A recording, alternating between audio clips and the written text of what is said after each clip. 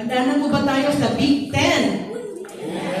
Handa na ba kayong makinig na salita ng Panginoon? Ang ating magsasalita ngayon ay hindi po tayo nabibigti. Amen? Pakinggan po natin anong Big Ten ang ating sa atin ng ating kapatid. Ang ating pong tagapagsalita ngayon ay nag-search ako ng content. Panganay po sa 3 magkakapatid. Siyempre, alam na po natin lahat na siya ay Kapampangan, tagapalatag po ng Pampanga. Ito lang po yung ngayon ko lang nalaman yung palayaw niya. Ang palayaw po niya ay Puroy. Alam niyo na. Marami tayo nakakaalam.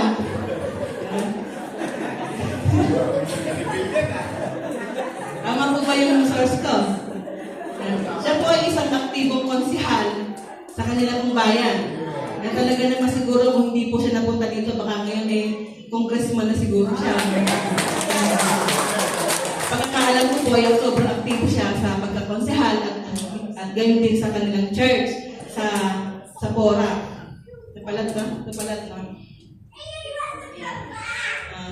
Siya po ang founder ng UMCLA at siya din ang aming SPPR na wala nang pumalit sa kanyang trono. 10 years na po siyang SPPR namin. At the same time, siya po ang chairman ng Middle East Coordinating Council. Sama-sama po tayo ni-welcome ang ating kapatid na Brother Jeffrey Tolentino.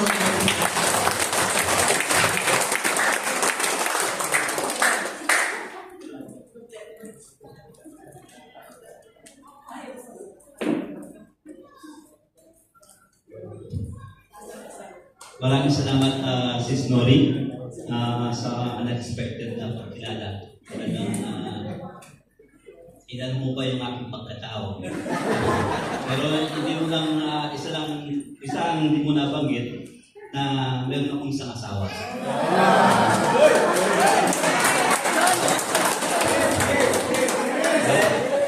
Baka mamaya, pag uwi namin, hindi ako pakusapin kaya pinagkakala. Alam niyo po, nung pagdating namin dito, sa sobrang excited pala sa pagsasalita dito na kami natulog. Sabi ko, bakit tayo matutulog sa rain? Kasi excited ako na makapagsalita. So, kagabi, nagpupo ng hotel at dito kami natulog. Sa pagpasok ko kanina dito, ang ganda ng pakiramdam ko, wala akong nervyos. Parang excited.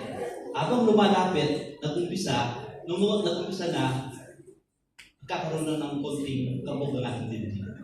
At habang lumalapit at yung part ko na magsasalita, lalong lumakas ng aking dibdib, ang kabog ng aking dibdib. Di ko alam ngayon kung pinagpapawisan ako dahil sa suot kong barong. O dahil ninervous ako ng bigay ng salita ng ating Panginoon. Mga kapatid, isang mapagpalang araw po, hapon sa bawat isa sa atin. Ako po ay nagagalak sa hapong ito kasi gagamitin ako ng Panginoon para magbigay ng kanyang salita sa pag-celebrate na anniversary ng UMCLA. Alam niyo po mga kapatid, siguro yung last time kong magsuot ng hindi ako nagkakamali ng bagong na ganito, nung pang anong tawag doon? Nakalimutan ko. Nung manumpa kami bilang kagawan ng bahaging barangay. So, ilang taon na po doon. So, ngayon pa lang ako ulit nakapag-ano. Kaya kanina, nung binigay yung sa akin yung invitation, nakita ko yung pangalan, Jeffrey Bautista. Sabi ko sa asawa ko, parang kapitan na ako dito. Ayun pala ang ibig sabihin ng kapatid. Hindi pala kap. Hello po mga kapatid. Gising po ba tayo? Lahat po ng gising sabihin ng malakas, napakabuti mo o Diyos. Ang iyong katapatan sa buhay namin ay ikaw ay aming pupurihin. Po. Alam niyo po mga kapatid, itong oras na to, kung kayo aantukin, siguro mas mauna akong aantukin sa inyo. Dahil sa oras na to, sa oras ng pagtulog, di ba? Yung papahinga natin. Pero ang dalangin ko na ang Panginoon ang umabay sa atin. Sa pakikinig nyo ng salita ng gustong ipahayag na ang Panginoon ay ang Panginoon ay gigisingin ang buhay natin, ang diwa natin. Sandali lang po.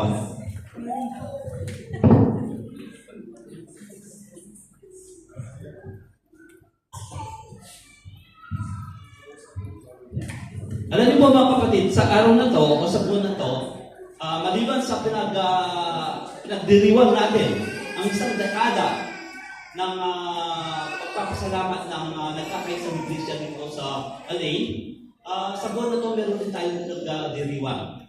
Actually, yung isa, yung tinatawag natin, araw ng mga buwan ng mga laiko, di ba? Sa October month, buwan ng mga laiko, na kaya yung mga laiko dyan, isang pagkilala po sa inyo sa bawat isa sa atin. At ang pangalawa, ang request ko lang po sana, ang pangalawang pinagdiriwang natin ngayon ay yung tinatawag natin, yung itong mga mahal na mahal natin sila. Opo, hindi natin sila nakakalimutan, sila palaging gumagabi sa atin. Pwede pong request ko na tumayo yung mga pastor natin. Opo, yung mga pastor, pwede pong tumayo ng mga pastor dito. Opo. Ito po ang buwan o bukas, ipagdiriwang natin. Asa ba? Lahat ba ng mga tayo na po, ipinagdiriwang natin ang Pastor Appreciation Sunday, no po. So, kilalanin po natin ang ating mga pastor. Bro, pwede pong basahin natin ito. Sabay-sabay tayo. Salamat, Pastor, because you are a pastor. Anong ibig sabihin ng pastor? P, passionate in loving God. A, authentic. S, servant leader. Sabi-sabi po tayo. T, God lover. O, R, responsible. So, muli po ang mga pastor namin. Maraming salamat. Pwede na po tayo mag-umisan. Kagaya po nung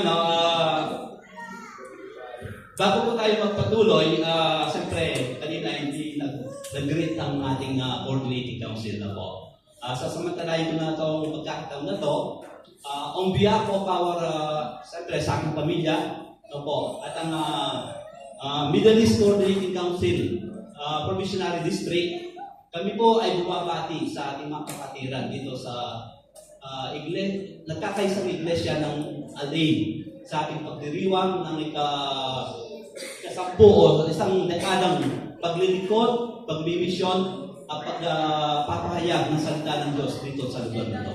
Kagaya po sinabi nila kanina, magpatuloy po tayo, marami pa tayong taon na kailangan gawin dahil marami pa ang kailangan ikalat ang salita ng ating Panginoon. Amen po ba? Okay po. Sige po, papasimula tayo. Pag-anniversary kasi, alam ko, mahaba ang oras ang ibibigay sa speaker.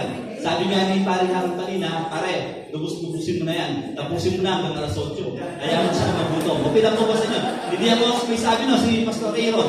Kaya ako bilang kaibigan kasi, masunod ako sa mga kaibigan. Ako. So, anda ba kayong makinig hanggang alas 8 ng gabi mamaya? Ayan mo yung pagkain. May pagkain naman tayo sa salita ng Panginoon. Amen po ba? Amen. Okay po. Big Ten. Napakalaki na po.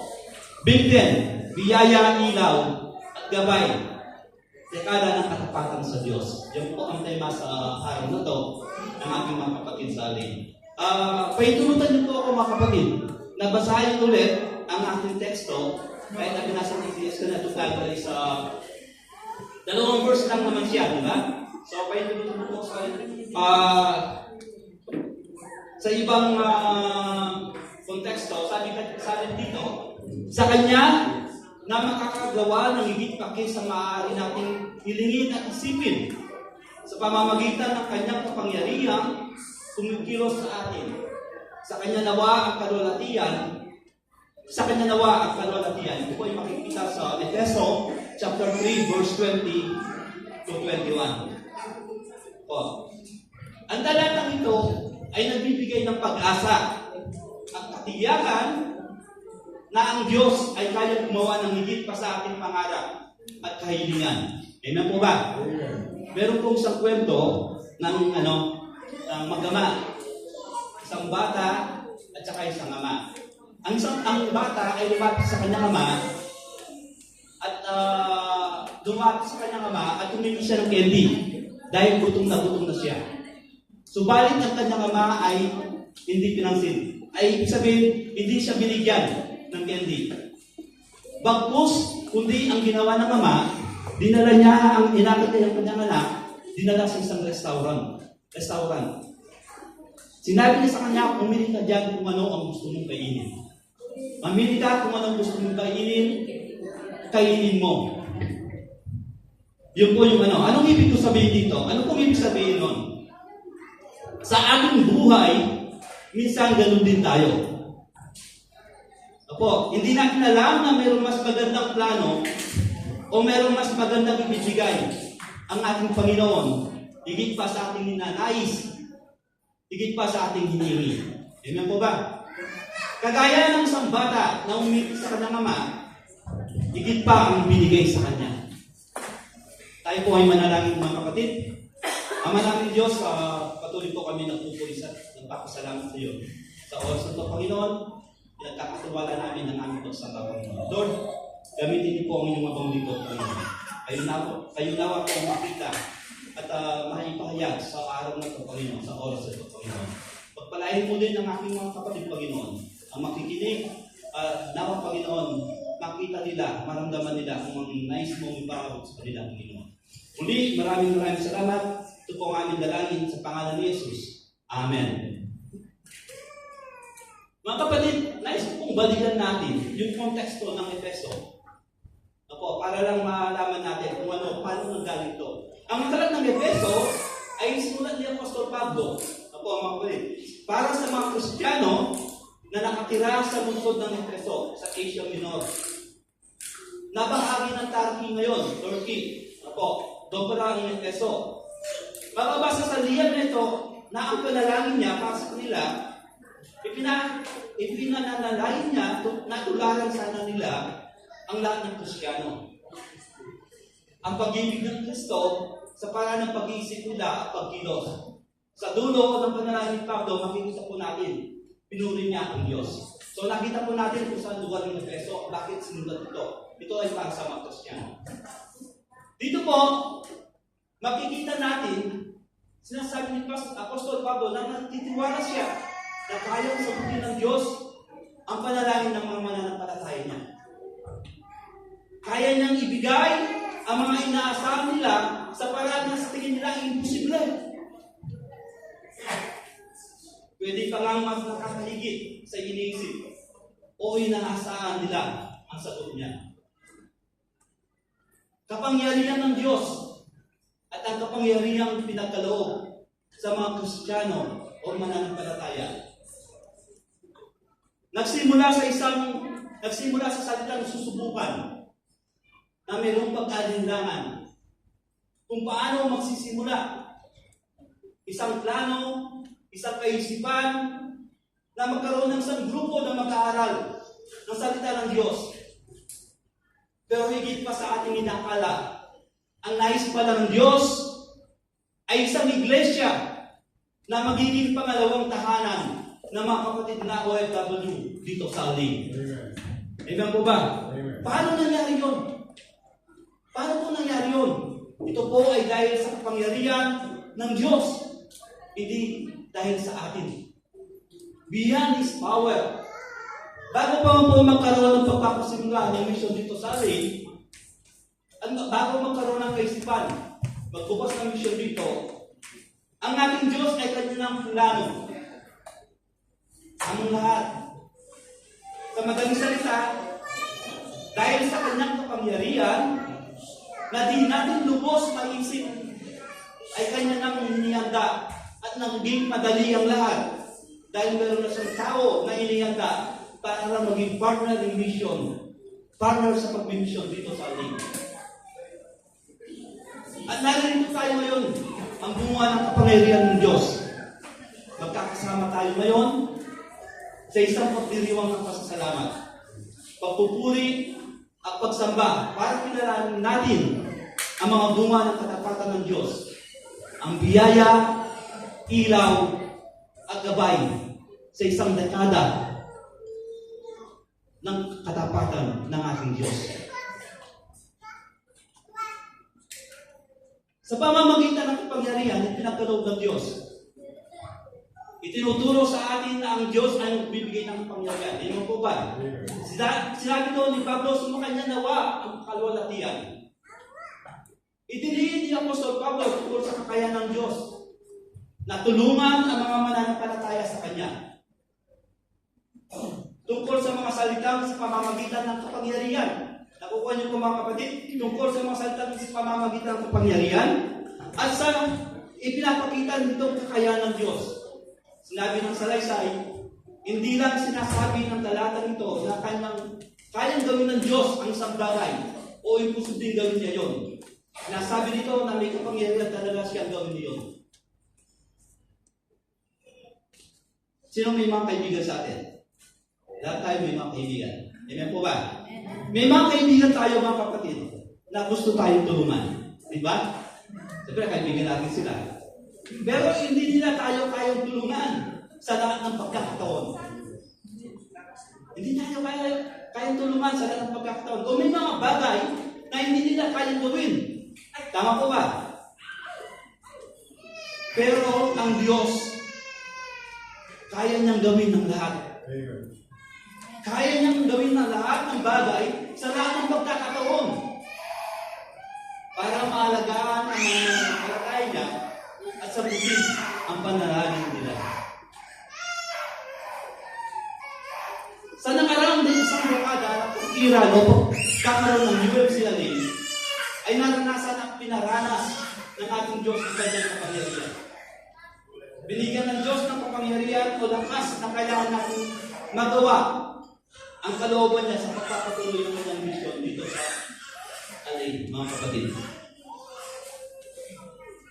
Tandaan po natin mga kapatid, if we acknowledge the limitless power of God, then ibibigay niya sa atin kung ano ang nais o rigid pa sa ating inakala. Amen po ba? We need to acknowledge yung powerless ng ating Panginoon. Sa pamamagitan ng kapangyarihan pinagkaloob sa atin ng Diyos, yun po ay introduction lang. Dito na tayo pupunta sa ating mensahe na po. Kaya sabi ko nga sa inyo, abot tayo ng alas 8. Sa pamamagitan ng kapangyarihan pinagkaloob sa atin ng Diyos, na po, nakikita po niya, sa atin ng Diyos at sa isang dekadang katapan sa Diyos ay pinagkalooban at nakaranas ng biyaya, ilaw, at gabay. Napakalaking big. Malaki na big pa, no? So,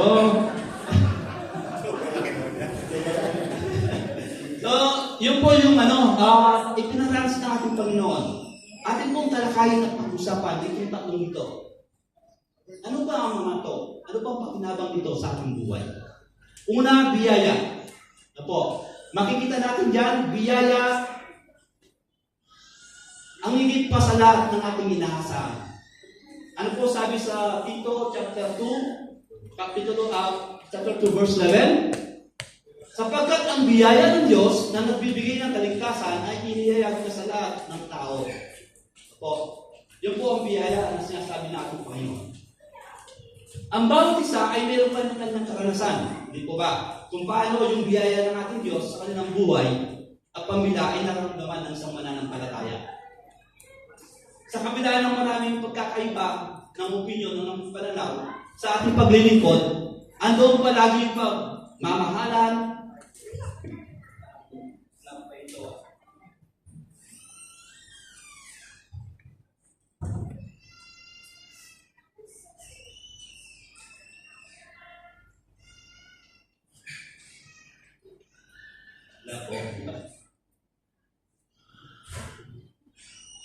sa kabila ng maraming pagkakaiba ng opinyon o ng pananaw sa ating paglilingkod, andun palagi ang pagmamahalan at pagkakaisa sa isang layunin na ibahagi ang salita ng ating Diyos dito sa lugar ng alin.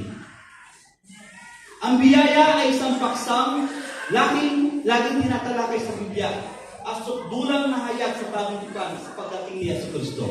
Yun po ay makikita natin sa John chapter 1 verse 17. Hindi ko na po binigay yan kung ano po, pakibasa nyo na lang.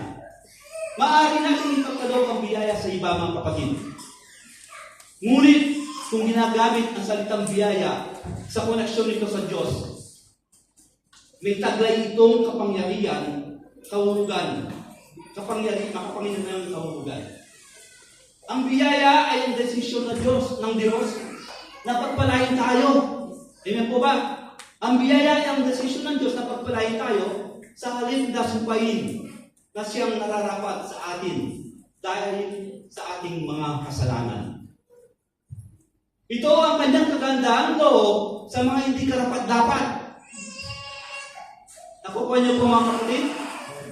Sinasabi sa Efeso chapter 2 verse 8 to 9, sapagkat sa biyaya kayo nangaligtas sa pamamagitan ng pananampalataya at ito'y sa inyong hindi sa inyong sarili, ito'y kaloob ng Diyos. Amen po ba? Hindi sa ating sarili. Dahil sa biyaya, naligtas tayo sa biyaya ng Diyos. Ang biyaya ay ang pagbibigay ng Diyos ng pinakadakilang kayamanan sa mga hindi kailanman magiging karapat-dapat sa bawat isa sa ating mga kapatid. Ang biyaya ng Diyos ay higit pa sa anumang ating inihiling o inaasahan. Sa loob ng 10 taon, nakita natin kung paano pinalakas ng Diyos sa mga personal nating buhay, sa ating komunidad bilang isang iglesia. Hindi natin magagawa ang lahat ng ito sa sarili nating lakas. Amen po ba? Ngunit dahil sa biyaya ng Diyos, narito tayo ngayon, puno ng pag-asa at pananampalataya. Hindi ba napakaraming beses tayo humingi sa Diyos? Sino pong meron ng hiningi sa Diyos natin? Ay pagkaloob na ba sa inyo? Yun yung biyaya ng Diyos na po. Hindi ba napakaraming beses tayo humingi sa Diyos at siya'y nagbigay ng higit pa sa ating inaakala. Ang mga pagsubok na ating hinarap, tulad ng mga krisis, kalamidad at pandemya, ay naging pagkakataon upang maranasan natin ang kabutihan ng ating Diyos. Bawat tagumpay at sagot sa ating mga panalangin ay nagpapatotoo na ang biyaya ng Diyos ay masagana at walang hanggan. Mga kapatid, alam ko, last ko pong ibahagi sa inyo kung paano ang UMCLA ay ginamit ng Diyos sa napakaraming mga members natin dito. Maraming pagkakataon, alam ko, kung minsan ako may damdamin na parang nalulungkot ako at may kasama naman kagalakan. Dahil kung titignan po natin, marami na po sa ating mga members ang dati na umuwi na at wala na dito. Kumbaga, kung titignan natin, konti na lang yung mga natira. Pero nagpapatuloy. Nagpapatuloy tayo sa paglilingkod sa ating Panginoon. Alam niyo po, naging biyaya ang UMCLA sa mga napakaraming members natin dito. Bakit tao? Kanyo? Yung mga kapatid natin na umalis na, nakita nila ang buhay nila, naging magmula ang buhay nila sa mga iba't ibang bansa. Opo? Alam niyo ba, merong napunta sa USA, nasa Amerika na ngayon, merong napunta sa Canada, opo? Merong napunta sa New Zealand. Yung po mga kapatid natin yun ay naglingkod dito sa UMCLA sa loob ng 10 taon. Yung po ang biyaya na sinasabi ng ating Panginoon. Narinig niyo po ang testimony ni Sis Nori kanina. Sa kanilang paglilingkod sa ating Panginoon, nagkaroon sila ng business. Palagay ninyo kanino galing yun?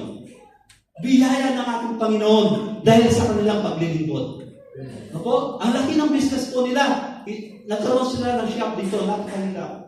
Pero dahil sa ating paglilingkod, yun po ang tinatawag na biyaya na nanggagaling sa ating Panginoon. Anong gusto mong ilingin sa ating Panginoon, mga kapatid? Higit pa ang ibibigay ng ating Panginoon. Kagaya ng isang bata kanina, umihi siya ng candy. Pero mas higit pa ang binigay ng kanyang ama. Ganun din tayo. Ano man hingin natin sa ating ama, ibibigay niya mas higit pa sa nais natin. Amen po ba? Number 2 na tayo. Opo. Number 2, ang pangalawa ay ang ilaw. Opo.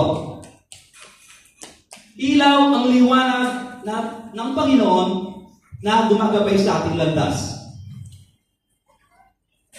Sabi po sa Matthew chapter 5 verse 6, lumiwanag na gayon ang inyong ilaw sa harap ng mga tao upang makita nila ang inyong mabubuting gawa at kanilang luwalhatiin ang inyong amang nasa langit. Dahil sa katapatan ng Diyos sa bawat isa, nakita natin ang liwanag. At dahil ang liwanag na ito ay ating tinanggap, tayo ay naging ilaw na nagniningning. Ang buhay ng bawat isa ay dumating o naranasan ang nasa kadiliman. Tama po ba? Maraming pagkakataon, tayo ay nawawala sa ating Panginoon. Sabi nga nila, we are human. Tao lang tayo. Maraming kwento ng ating buhay. Meron tayong kanya-kanyang pinagdadaanan sa buhay. At madalas yung ilaw na dapat magiging liwanag natin ay nailalagay natin sa ilalim o naitatago sa lugar na hindi siya makita sa ating buhay. Bawat isa sa atin ay nakaparito sa lupa, taglay ang liwanag ni Kristo. Nasa atin na kung nanatilihin natin, nag-aalab ang ating ilaw para makita at sundan ng ibang tao. Ang isa sa pinakamainam na paraan para mapanatili ang pananampalataya, kailangan natin pag-aralan ang banal na kasulatan magpatuloy sa ating relasyon sa ating Panginoong Yesus Kristo. Amen po ba? Habang patuloy natin pinag-aalap ang ningas ng patotoo, tayo ay magiging sanggunian na ilaw ng kabutihan na makikita ng lahat. Diba sinasabi sa Matthew 5 verse 16, lumiwanag na gayon ang inyong ilaw sa harap ng mga tao upang makita nila ang inyong mabubuting gawa at kanilang luwalhatiin ang inyong mga nasa langit. Sino nang nakakita sa ating Panginoon? Tatanong ko lang yung testimony ni Brother Jerry kanina. Di ba? Yung sinasabi dito, dapat magliwanag ng ating ilaw sa mga nakakita, sa mga nakakilala sa atin. Nagliliwanag ba ang iyong ilaw, mga kapatid? Yun ang ilaw na sinasabi dito sa ating pinag-aaralan. Kung gusto makita ng mga tao ang Panginoon sa buhay mo, kailangan magliwanag ang ilaw mo. Nakasindi ba ang ilaw mo, kapatid? Sindihin po natin. Walang hangganan ang ating pagkakataon na magliwanag. Nasa paligid natin ang mga ito bawat araw. Di ba? Nasa paligid lang natin. Dito sa alay ng karami po, mga kapatid. Habang sinusunod natin ang halimbawa ni Kristo, tayo ay magiging isang ilaw sa buhay ng mga taong nasa paligid. Yung sinasabi ko, nagiging ilaw ba tayo sa mga nasa paligid natin? May mga membro tayo, sa mga kasama sa members natin. Nagiging ilaw ba tayo? Sa sarili natin pamilya, masasabi ba natin na nagiging ilaw tayo sa kanila? Sa ating mga kaibigan, mga kapatid, nasasabi ba natin nagiging ilaw tayo sa kanila? O kaya sa mga tao, yung sinabi ko kanina, na hindi natin kilala. Sa 10 taon natin paglilingkod, nakikita ba yung ilaw sa atin, sa ating buhay, ng mga tao nasa paligid natin? Maaari tayong maging isang ilaw sa sanlibutan. Tulad ng pagsindi ng ilaw sa isang madilim na silid, ang pagiging halimbawa ng kabutihan ay makakatulong sa pagtanglaw sa isang mundong patuloy sa pagdilim. Ang simbahan ay hindi lamang isang gusali o isang church, kundi isang tahanan ng liwanag, mga kapatid. Sa loob ng 10 taon, tayo ay naging ilaw sa ating komunidad dito sa Lane. sa pamamagitan ng mga ministeryo, pangangaral, at paglilingkod sa kapwa. Naipadama natin ang ilaw ni Kristo sa madilim bahagi ng buhay ng iba. Amen po ba? Tulad na sinasabi ni Jesus sa Mateo Kapitulo 5, verse 14, kayo ang ilaw ng sanlibutan. Kagaya ng tanong ko kanina, nakikita ba tayo ang ilaw ng sanlibutan? Nakikita ba yung ilaw ng mga ibang tao sa ating buhay, mga kapatid? Ang pagiging liwanag ay isang tawag mula sa Diyos na magsilbing gabay sa mga naliligaw. Inspirasyon sa mga nawawalan ng pag-asa at patotoo sa kanyang pag-ibig. Sa 10 taon ng paglilingkod, marami tayong mga kapatid na naakay patungo sa liwanag ng Kristo dahil sa ating pagtutulungan at pagkakaisa. Naging ginamit ng Panginoon ang UMCLA nang maging ilaw sa mga kapatiran natin. Maraming experience po ang nangyari, karanasan ng UMCLA sa loob ng 10 taon. Naging ilaw siya, sabi ko nga kanina. Alam niyo po ba, meron tayong mga kapatid dati dito na tinulungan ng ginamit ng Panginoon ng UMCLA para tulungan ang mga tao nito. Meron tayong mga kapatid dati na nagkaroon ng sakit na cancer. Pero ang UMCLA ay hindi siya iniwan. Mula sa kanyang pagpapagamot, nandoon palagi ang UMCLA. Uri ng Diyos, siya po ay tulitan sa nasyon. Meron po tayong kapatid dito na natagpasan ng ating isang kapatiran na iyak ng iyak, may problema sa kanyang visa. At dahil natagpasan niya ang isang kapatiran, dinala siya sa iglesia, tinulungan siya. Sinamahan siya sa kanyang problema hanggang magkaroon na siya ng visa, kapatid. Anong ibig sabihin? Iyon ang pagiging ilaw. Nakikita ang ilaw sa bawat members ng UMCLA. Amen po ba? Amen. Marami pong experience ang nangyayari at naganap dito sa UMCLA. Siguro paitulutan niyo po na direct sabihin ko rin, dahil sa isa po ang UMCLA ang ginamit ng Panginoon para yung mga ibang kapatid natin makilala nila ang ating Panginoon. Andal po sila kapatid na yung mga kapatid natin sa Pawan, sa Carrefour. Ako, palagi akong natutuwa, nagagalak kasi ginamit yung iglesia ng talim para makilala nila ang ating Panginoon. Dahil po sila gayon, kasama sa pag-ibig. Yang hirap ng may kaibigan na emotional. Naawa ko kay Pastor Aaron kapag sasasin natin sa akin. Kaya pasisyan po kayo. Nagagalak lang po ko. Yung po yung sinasabi kong ilaw na nakikita ng mga tao sa ating mga puso ng mga ibang tao, mga kapatid. So, dahil tinanggap natin ang ilaw, mga kapatid, ayahin natin huwag pagkait ng mga ibang tao. Magliwanag ang inyong ilaw. UMCLA, patuloy po kayong magliwanag ang inyong ilaw dito. Dahil marami pang mga kapatid ang ating dapat bahagi ng salita ng Panginoon. Amen po ba? Number 3. Tapos na tayo. Kalitan na. Nilagpos na kayo, kakayan. Pangatlo. Ano po yung pangatlo? Gabay. Okay. Gabay ang matapat na pangunguna ng Diyos sa ating buhay. Sino po ang nakaranas dito na naramdaman nila sa kanilang buhay ang paggabay ng ating Panginoon? Amen po ba? Marami, no? Hindi natin mabibilang kung ano yung mga paggabay ng ating Panginoon sa ating buhay. Ayon po sa Deuteronomio 31:8, si Yahweh ang mangunguna sa iyo. Sasamahan ka niya.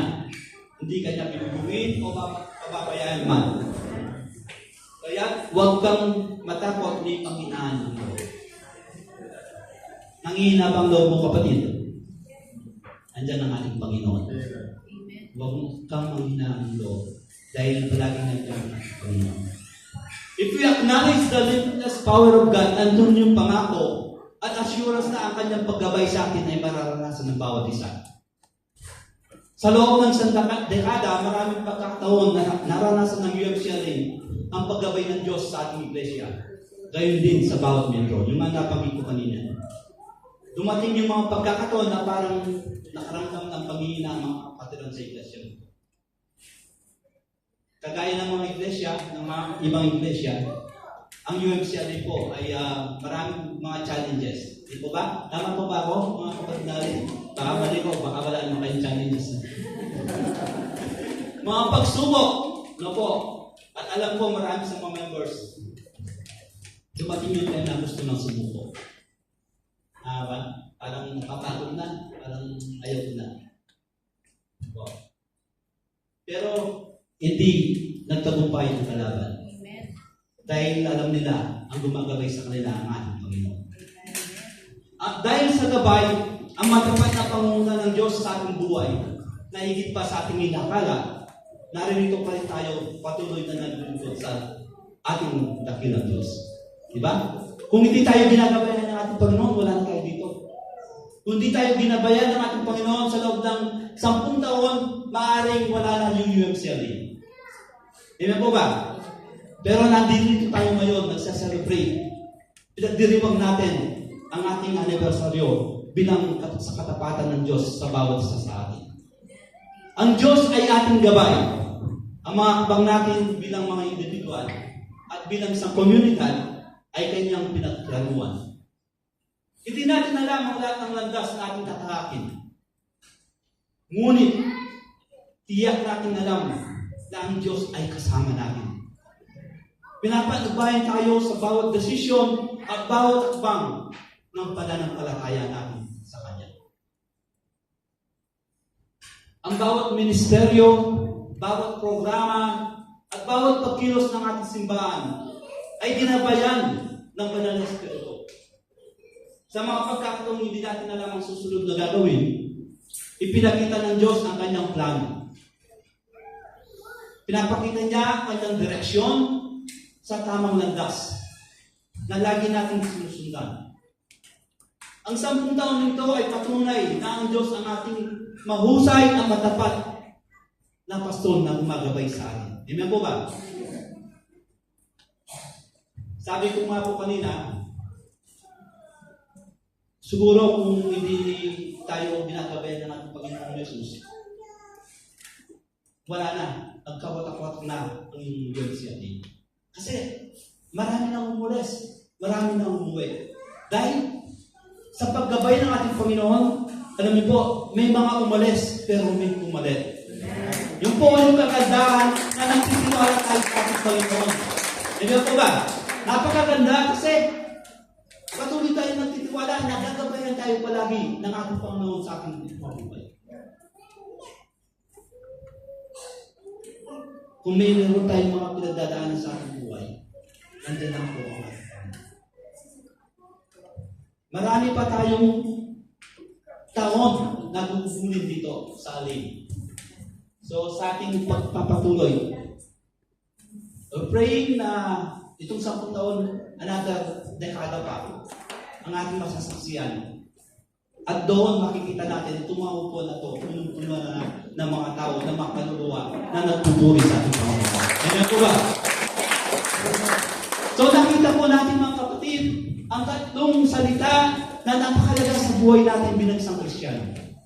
Mga pangako ng Diyos kapag ikaw ay nagtitiwala, mga pangako ng Diyos kung kinikilala mo ang kadakilaan ng ating Diyos. Ito yung mga pangako ng biyaya. Biyaya, ibibigay kung ano ang nais mo, higit pa doon. Liwanag, ilaw, gagamitin ka ng Panginoon para magliwanag sa mga taong hindi pa nakakilala sa Kanya. Sa ating pagpapatuloy, makikita natin yung paggabay ng ating Panginoon sa ating buhay. Amen po ba? Nasa application na po tayo.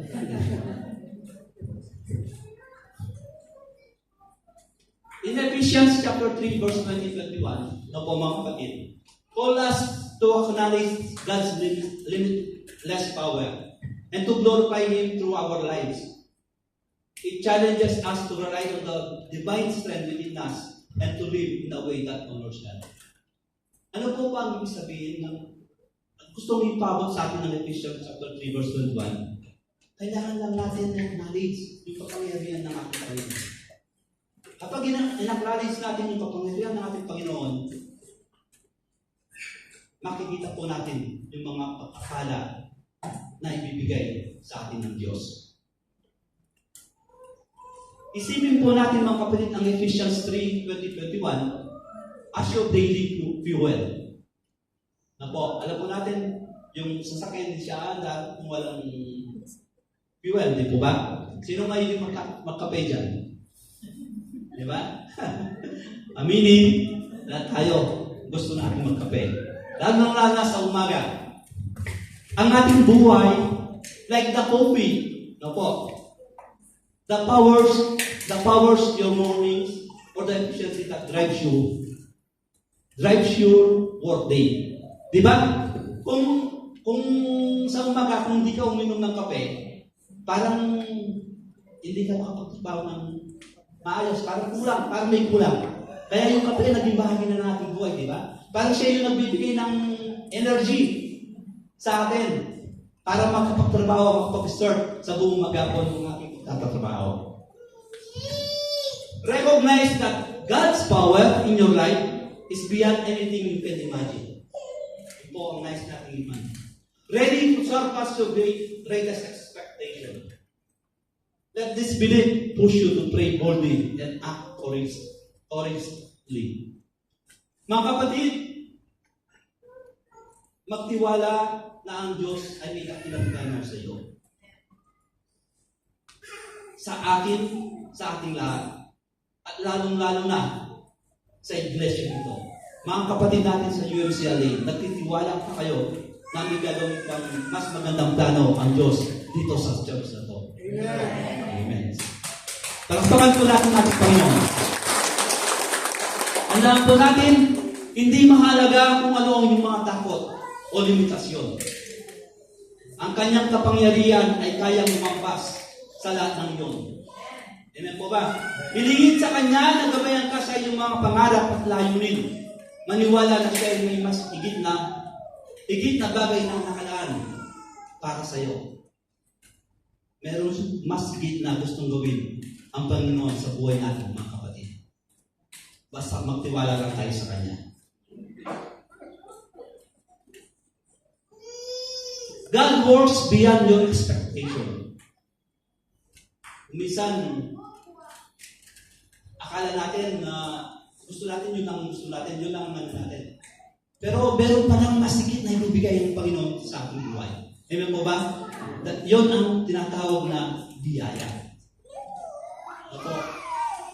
Masigit pa yung bibigay ng ating Panginoon. Kasi akala natin ang ganda lang eh. Pero dahil nagtitiwala tayo, kinikilala natin ang kadakilaan ng ating Panginoon, mas marami pa pala. Higit pa sa inakala natin ang ibibigay niya sa atin. Yun ang tinatawag na biyaya. God works beyond your plans. May mga plano ka sa buhay, di ba? Ang dami natin plano gustong gawin. Pero dahil kinikilala natin ang kadakilaan ng ating Panginoon, itong mga planong ito ay nagiging ilaw. Tinuturo niya yung ilaw, yung liwanag, para maging matagumpay tayo sa plano ng ating Panginoon. Amen po ba? That's God works beyond your plans. God works beyond your capability. Akala natin hindi natin kaya. Takot ako. Hindi ako pwede tumayo dito, hindi ako pwede mag-choir, hindi ako pwede tumugtog, hindi ako pwede mag-lead ng Bible study. Kasi akala natin, sa isip natin, hindi natin kaya. Pero tandaan po natin mga kapatid, God works beyond your capability. Kapag kinikilala natin ang kadakilaan ng ating Panginoon, yun ang tinatawag ng gabay. Ang paggabay ng ating Panginoon. Amen po ba? Pag nilayan natin ang makapangyarihang mensahe ng ating teksto, Ang talatang ito ay nagbibigay ng pag-asa at katiyakan na ang Diyos ay kayang gumawa ng higit pa sa ating mga pangarap at kahilingan. Sa kabila ng mga limitasyon ng ating isipan, ang kanyang kapangyarihan ay walang hanggang, mga kapatid. Sa pagpapatuloy ng pagkilala natin sa kapangyarihan at katapatan sa Diyos sa mga dating na panahon bilang individual at bilang isang iglesia ng Diyos. Patuloy nawa nating maranasan ang biyaya, ang ilaw at gabay ng Diyos sa ating mga buhay at sa ating mga iglesia. Sa Diyos lamang ang pinakamatas na papuri sa isang dekada ng katapatan ng Diyos na nagkakaisang iglesia metodista dito sa Alay. Amen.